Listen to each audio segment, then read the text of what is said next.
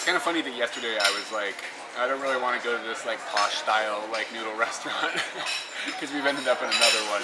And not that that was like a really bad thing or anything, but the circumstances around finding food sometimes in countries or in cities that you're not really familiar with can be a bit tricky. So we went this morning to kind of like a grittier area, walking through some alleyways and stuff, because Katie had hunted down some sandwiches that are like a breakfast food here in Hong Kong, and they are hidden back in these little alleyways. And when we got there, the lady was like, the sandwiches are sold out for today. So we were like, okay, so no sandwiches, what are we gonna do next? So we just started walking, like looking for things, and it's a bit late for breakfast. It was like 10 p.m. or 10 a.m. and things were like kind of shifting between breakfast and lunch. So a lot of like the little stalls and stuff weren't serving anything at this point. So we were like, okay, what are we gonna do? So we started walking back towards the train station area, which is where there's lots of like posh shops and shopping malls and things like that. And it sounds really weird, but we don't know how to like look at a building and identify there's food in that building necessarily. That sounds crazy, but it's because every country kind of has a different system. For instance, I was thinking like, well, in Singapore, like in the bottoms of all the shopping malls, there's this huge, beautiful food court with lots of cheap food that's like made like fairly well, and it's a really cool experience. So I thought maybe we could find one of these food court things. Maybe they do that inside their malls. So we went to a mall and we looked at the map and stuff, and there was no food courts or anything that we could find on the map. It didn't look like there was anything like that. So we walked around the mall a little bit. We saw McDonald's, so we walked towards the McDonald's, hoping maybe food court area, but there was not a food court area near the McDonald's. However, there was this posh noodle shop, and the noodle shop seems to be a place that specializes in Szechuan style noodles, so I'm expecting it to be a bit spicy. And we've ordered a meat and mushroom based sauce, and it's come out, and it's in a pretty big bowl, but it's really buried down there. And the noodles apparently are a handmade noodle. I'm not sure exactly by whom, or if he's in the back or if he's somewhere else, but we got handmade noodles up in here, and I'm trying to stir it up and see if we can get a bit of this to eat. The noodles are very heavy and very stuck together, and they're a bit thicker than the noodles we had yesterday.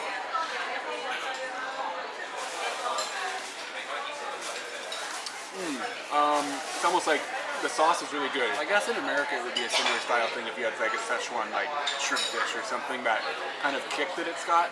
Almost has like, it's got a peanutty flavor. I'm not sure if it's because there's actual peanuts in there, if they're using a mushroom that's peanutty. Is there a peanutty mushroom? If there is, he's in here. And the noodles are good. They have a really good texture. Started to appreciate different types of noodles recently, and I would say that's a fine noodle. So even though this is kind of like a posh, like probably a chain of some sort inside of a posh mall, it's actually pretty good. Makes me wonder about their bathrooms. When I was planning this trip, I was reading just a book about Hong Kong Central, like the area that is just the most populated. I didn't read anything about the outlying islands.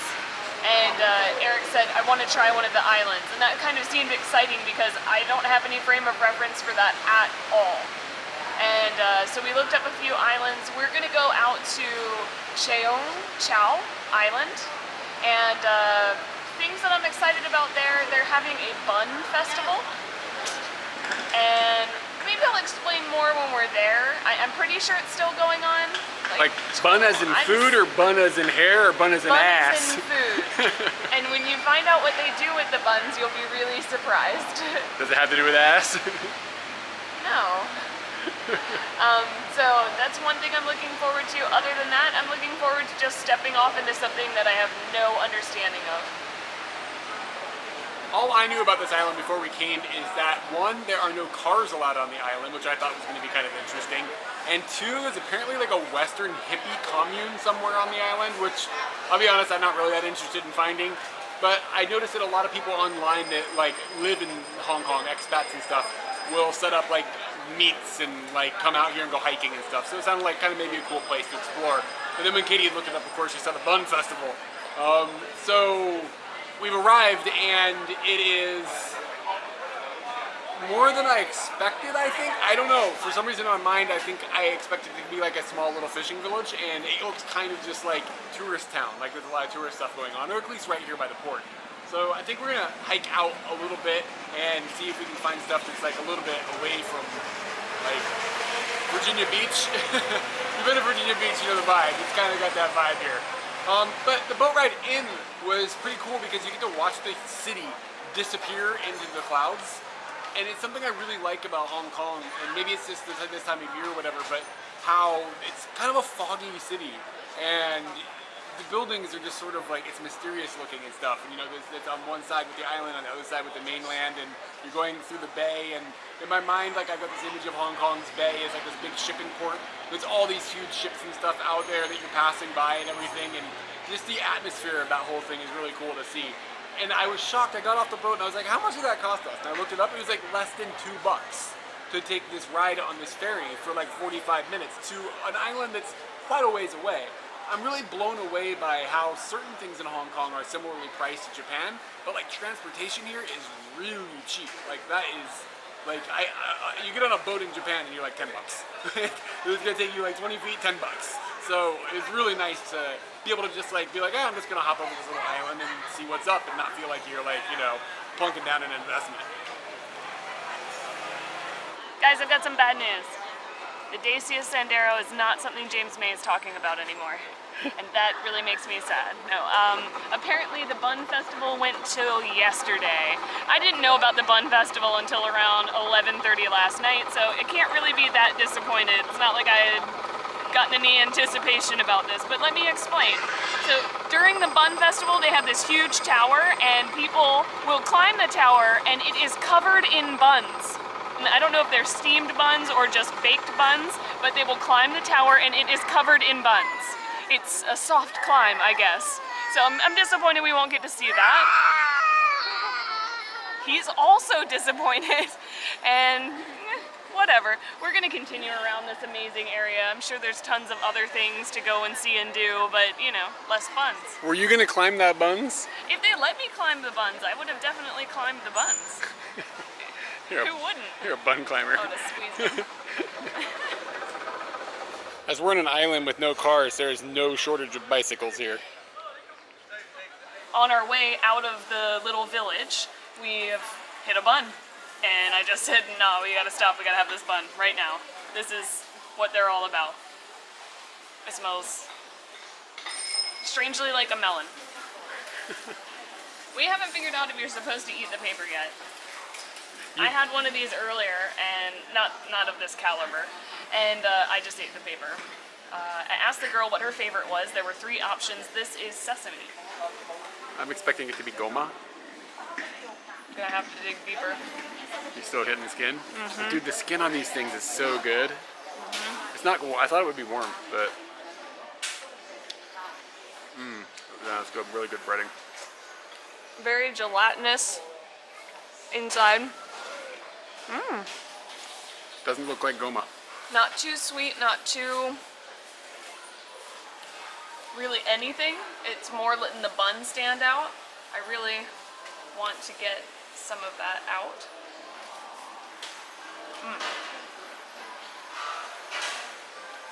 I would say that it's so in your face that it's just really just letting that bun go. The clear stuff around it is like uncle sweet beans, but much more gelatinous. Like it actually has a squish to it when you bite into it. And the goma's kind of just there as a fun, the sesame is just there for, I guess, a little bit of flavor, but nothing too like, wow, that was amazing sesame flavor. It's all about that bun. The shop looks pretty legit too, like just some chicks working there with like 1 million buns in the kitchen. You think you could climb up a stack of these things? Yeah. How much was this? $9, so about $2.50. That's too expensive to buy a bunch of Mega Mountain. Yeah. Good thinking though. We found kind of the epicenter of the festival, and it looks like they're taking down the towers that people would climb. There are 3 towers, and people would be climbing from different sides. They'd just be covered in buns. That's kind of a weird thing to say. But one thing I like to think about is all this white paper on the ground behind me. That's the paper that people have been peeling off the buns. It was just a bun party here, and it really was. cannot believe how big these towers are. I was thinking they'd be like, 3 meters tall. I didn't think they were gonna be like 5 stories tall. That's like skyscraper bun stuff. We gotta come back. I wanna see this.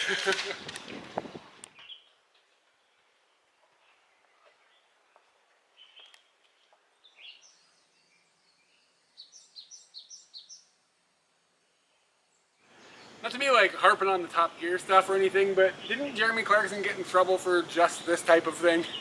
And also, what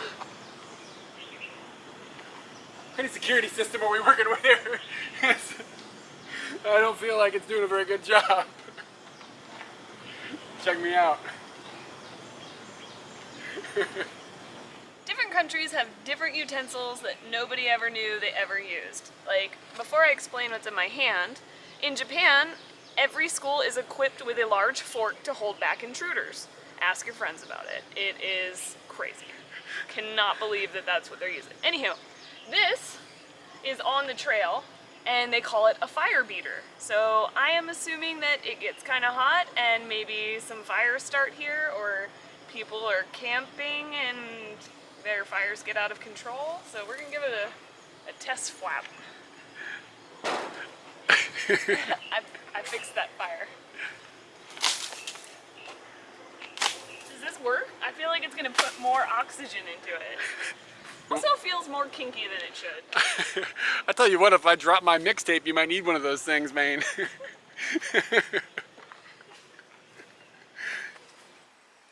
We've climbed up a hill that is seemingly like probably the highest point on this little island, or one of them at least.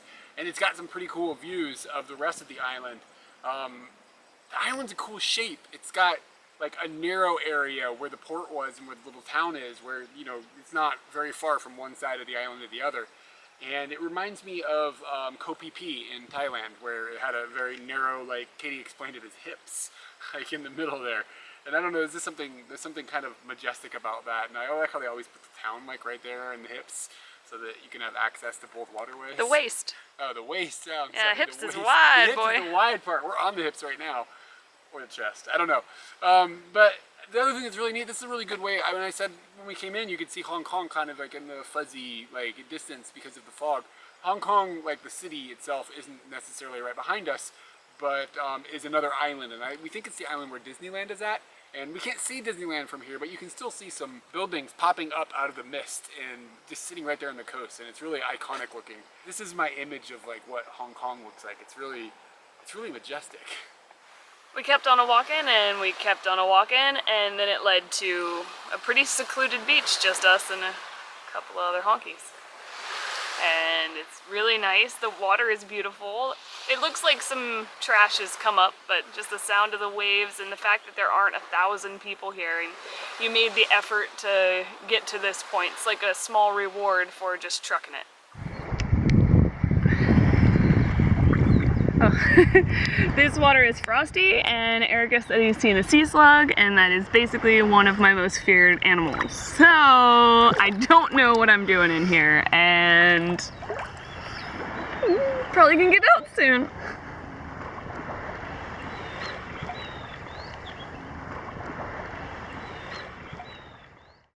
We've had our swim. I'm gonna look like I'm lactating for the rest of the day. And Wait, what? I'm not gonna pan down. You're gonna have to explain what you're talking about. Okay, like your bathing suit topper, in my case, bra, is just wet and it's underneath your clothes. If I also looked pregnant, then it would be like a serious problem. But I don't look pregnant, so therefore it just, maybe people will read into the fact that I might have been swimming. But we're gonna get away from the beach, and they might just think I got a real problem. But I'm real brave. And maybe they'll come up to me and tell me how brave I am. But we've come to the temple that's on the north side of this island. I don't know what the name is. And it doesn't really matter so much because I'm kind of in love with the amazing colors they've put on the top. Is it a facade or what is that? It's like it a gate? It's the decorations. Front? I like the decorations that they've put up there. They are just vibrantly colored and beautiful. Nobody got hurt, I don't think. Somebody was climbing the buns. Is that why you're lactating? I don't even know. I look good. I thought that we'd only be able to see the temple from the outside, but you can actually go inside after you make sure that it's okay with the people that are just chilling trying to sell some incense. And you can go in and see like the normal temple center, but this complex actually has a lot of little secret rooms that are connected by doorways that are full circles that look amazing. And once you go into the cubbies, you get to see these glass mosaics. They're not clear glass like what you would think of like stained glass, but they are glass and they've been cemented together in these beautiful constructions that I just wish I was part of making these. They are very, very cool and probably one of the most intriguing things I've seen in a temple. I just want to stare at it for a really long time.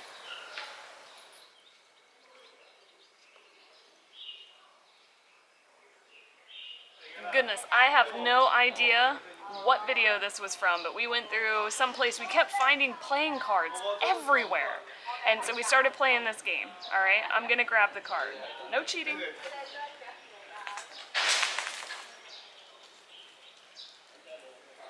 This is the card.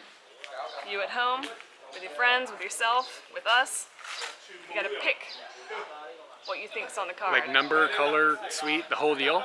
What's a suite? You mean suit? Yeah, a suite. Yeah, it's definitely gonna It's be not a suite. A suit, like something you wear when you go to a job interview? Come on, it's a suite. It's a suite. Suite, something you live in. All right, yes, the whole shebang. Okay. Okay, I'm going with 9 puppy dog feet. Puppy feet? Yeah. I'm gonna go 4 diamonds. Okay. Are we ready? Yeah. Are you ready? Yeah. I almost said ace of puppy dog feet. I would have been closer. You would've But been I got black. Yeah, you got black. I won. Good job. Feels weird to throw that back in the pile. Oops. Somebody might want to play cards later. Yeah, true. Some people may know that one of our favorite things to do when we go to new little towns is to find alleyways and stuff that are just like where people live or where businesses are or whatever, like not touristy stuff, just like real life stuff. And we're just walking down this little road and we came across this path, and it looks like it's behind people's houses or in front of people's houses or behind businesses. I don't know, but it's just a very distinct looking street. And I was like, what is so? It's almost kind of barren, but like congested at the same time. And I was thinking, like, what is causing this feeling? And Katie pointed out, there's no cars, there's no motorbikes, there's none of that going on. So it's like kind of peaceful, even though it seems like there's a lot of people living right here in this area. And then right behind us is this school, and look at the colors of the school. It's purple and pink and orange and bright blue, and it almost makes me feel like, I don't know, it's got almost like a Caribbean vibe or something going on. We're kind of walking down Tourist Row, and I'm quite hungry. We're looking for something good, you know, something Hong Kongian. I think I found something kind of alien to any other restaurant in the world. The numerous number of gigantic menus with all pictures. Incredible. Just, you want to know what you're eating? You are going to know exactly what you are eating. The pictures are really high quality too. It's Yeah. not like all crusty looking. It's a decent looking photo. You know what you're eating here. If they're able to on-demand cook anything in these books, they must have the biggest kitchen in the world back there. We've come inside and they've taken. I was wondering, like, when you walk in, are they going to give you this menu that's this thick, like flip through at the table? But they haven't. They've just stapled the whole thing to the walls. So the whole room is just completely full of the menu with these big, very good photographs. Somebody's done a really good job. It's really cool, and it drew us in here, and we're gonna get something. I think we're gonna get to go, but it's still a pretty wonderful system. I wish more restaurants would do something like this. We got our meals, and we walked over to the port, and there are some little piers that stick out that have got like a covered area and everything. So it's kind of nice to sit here and watch some of the boats drift off to other islands in Hong Kong and enjoy our mochi kyde. And here's mine. I just got some pork and it's on some rice, and I'm gonna try it dry, but I do have a couple of sauces that look like maybe like a soy-ish sauce and a sweet and sour sauce thing. I just wanted to give this a try and see what we got going on. Yours looks really good. It's okay. It tastes like kind of like a fast foody type thing. Given the environment, like at the beach and everything, kind of a kind of a good thing. It's bacon-y, basically. I also grabbed a drink that I wanted to give a try too. It was next to the CC lemon and stuff, so I'm assuming that it's lemony stuff. It says Mandarin lemon on it in English. So maybe it's like, what is CC lemon? It's like a kind of like a Sprite-y thing, but more lemony. I don't know. Do they have CC lemon in America? Do you remember? Yeah, shaking her head no. I don't think it is. So it's not carbonated. If it is, it's very lightly carbonated. Maybe it's a tea-based thing. It's like lemon tea, kind of. It's not bad. And Katie got something that we aren't really clear on what the meat is. I just saw a good picture, and it was some sort of meat on top of tomatoes. The tomatoes sold me, and then the tomatoes were on top of rice. There's definitely a tomato-based kind of sauce here, but we don't know what this is. What's your guess? Just from looking at it right now, I think it's tofu. It's pork. It's pork? Yeah. This is it. I wonder if it's similar pork to what mine was, and they just slathered that stuff on it. Coral, like, better. Oh, is it? That's a good thing. We thought this little island was going to kind of like die when it started to get dark, but it seems like it's going to stay alive. So we're going to hang out here for a little while longer. And you may be wondering who my new friend is. We were weaving our way through the little streets of this little town that is on the, what was it, the hips? The waist of the island. And we came across a little stand that had little bowls of puddings.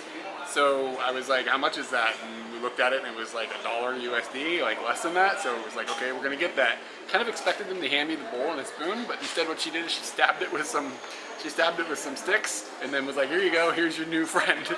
So this is like a little pudding of some sort. And what are the little balls inside called? Do you know? Like, I think they're just little pearls, like pearl balls? tapioca balls. Not pearls from like the ocean, but pearls from like tapioca balls, right? Yeah. It's not like oyster treasures.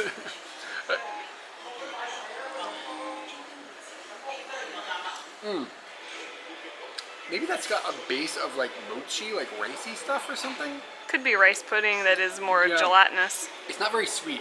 I thought it was going to be pretty sweet. The density is very, very high. It's like a neutron star or something. Float down to the bottom.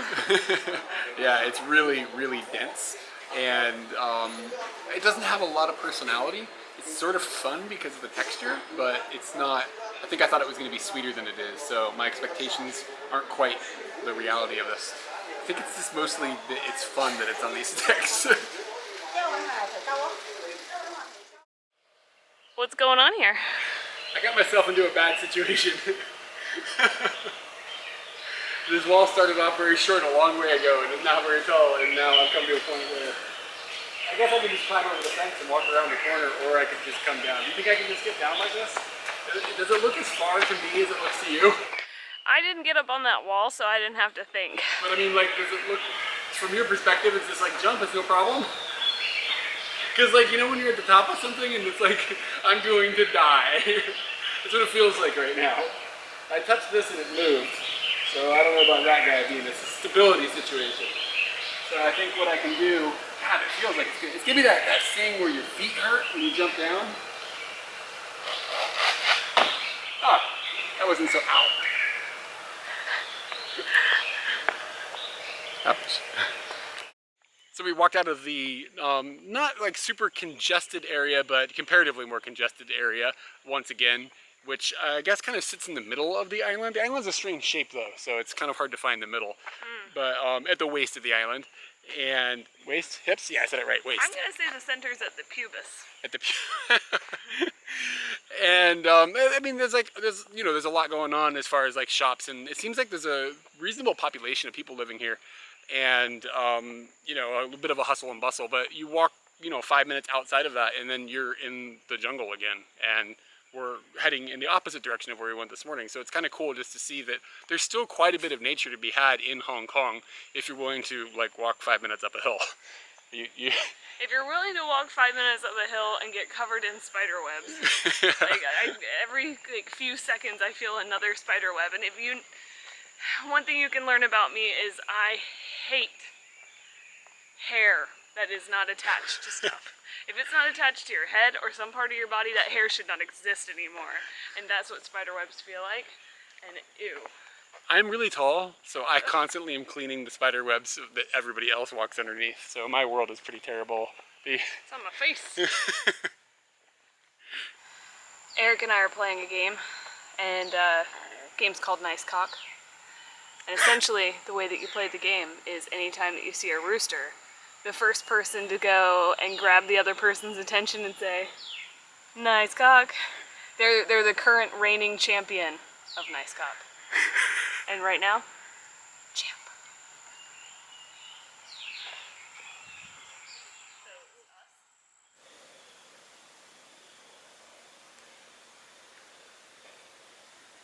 We found the cemetery. It's strange, we always tend to find the cemeteries for all the places. So like, I guess we just walk that little bit further to where they have their people that they love. I don't know how to say that. But yeah, it is quite an immense show of the past and a lot of graves in a very small area.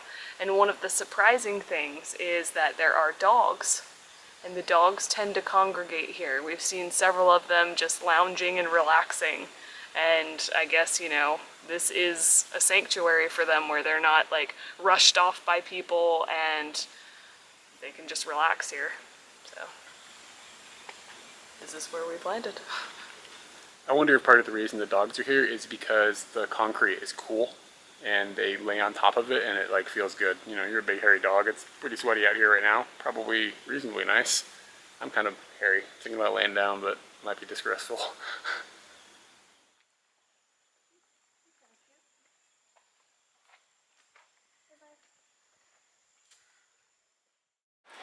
Well, that was a day well spent. I woke up this morning kind of feeling like, oh, maybe we got out a little too late for the island, but we kind of touched a lot of pieces of it, got to go swimming, got to go hiking, had some weird foods, ended up in a restaurant that had more pictures of food than I knew could even possibly be there, met some dogs. It was a full-figured adventure. I pet a kitty. Yeah, he did pet a kitty. That's a lovely little island. We kept walking around going, wow, this place is amazing, this place is amazing. Yeah. Yeah, I don't know what else to say. It's a really surprising little treat to find inside of Hong Kong, which in your mind is this huge metropolis, and this is just, there's no cars here, it's crazy. Yeah. It's We saw the only car, we saw the ambulance. Yeah, the ambulance went by. We didn't catch any video of it. It was on the move. It honked and I was like, no, wait a second. So that was pretty cool. Yeah, couldn't have gone any better. We saw the ambulance. Their octopus card is amazing here. You can use it everywhere. Like we were on that trolley system, octopus card. Underground train system, octopus card. Walking onto the boat to go through a turnstile, octopus card. It's all very simple and very just slickly put together.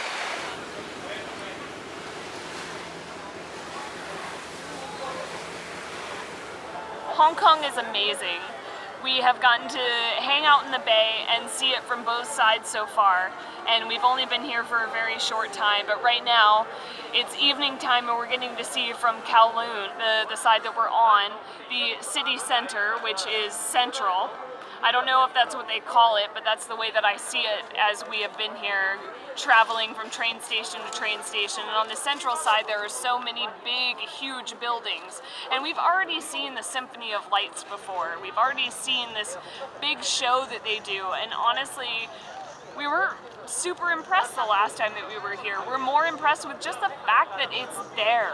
The fact that these huge buildings are sitting there and they're beautiful and they're on the side of the bay and they're just gorgeous. We could sit here and stare at this city line and just enjoy it. We don't need a big show. So we just don't need it. We're just gonna sit here and enjoy the lovely scenery that is Hong Kong.